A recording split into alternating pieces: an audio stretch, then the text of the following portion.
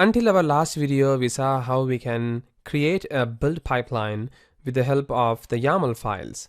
And today we are going to be working with the same build pipeline, but using the classical editor, which is something that you can see while creating this particular build pipeline. It will ask you to choose the user of the classical editor. So this is the classical editor which you might have seen in VSTS, which is nothing but the Visual Studio Team Service. And even if you have Visual Studio Team Foundation Server 2018 or 2017, you can see this. It's exactly the same thing. So this time I'm going to do exactly the same thing, guys. I'm going to choose this particular Azure repo git from here for this particular repository. I'm going to hit continue. And you can see that the template is a little bit different as we saw in the slide. So basically, I'm just going to choose ASP.NET Core, which is pretty much exactly the one which we use in the YAML file as well.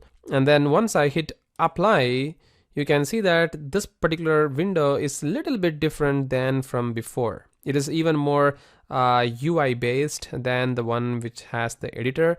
And you can see that it will ask you for the pipeline, which agent pool that you're going to be using. So you can say I'm going to use the Udemy pool, which is pretty straightforward and easier. And then you can also specify the test if you want.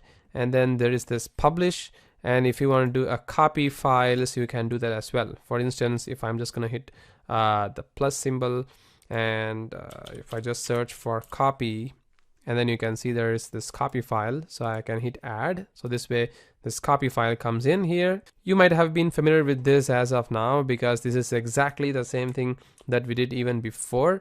So we did this source file for the Selenium, this one, and the target file is going to be the artifact files with the UI test, which is this one, right?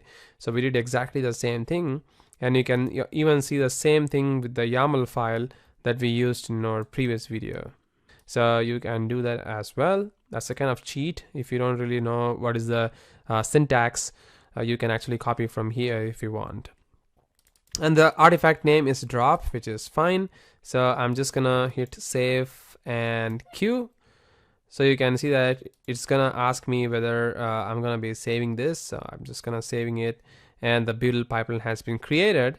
And once you go to the build, you can see that the agent is kind of configured, and now it is running the whole build process for us. It is pretty much exactly the same like how we did in our previous video, just that instead of using the older way, which is nothing but with the YAML file, we are using the classical editor to run the build process. So this way we can see that we can use the exact same process of building our application with both the classical editor and with the YAML file, and then we can also see how things are actually working. So you can see it is also doing the exact same thing. I can go to the summary. You can see that it also shows you the whole changes here. So you can see it's executing that, and let's wait for the artifact to be published so that I can show you the drop file in the summary. If I select this particular build pipeline, you can see that it has been completed successfully. So this is how we can work with the classical editor of the build pipelines. In our next video, we'll also see how we can actually use something called as variables and triggers, and also some of the options which is available here within the build, and also the retention policies and history of the builds in our next video. Thank you.